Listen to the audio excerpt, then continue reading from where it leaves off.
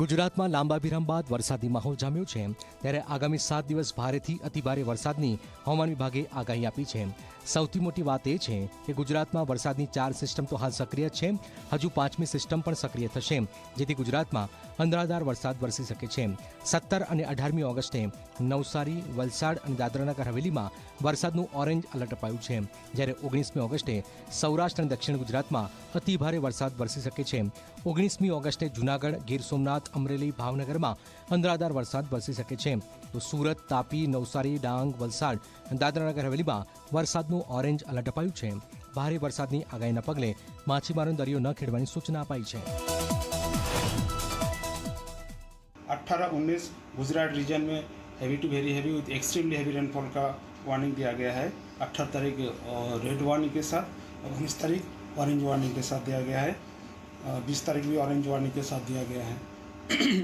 और 21-22 को heavy to very heavy rainfall orange warning के साथ दिया गया है.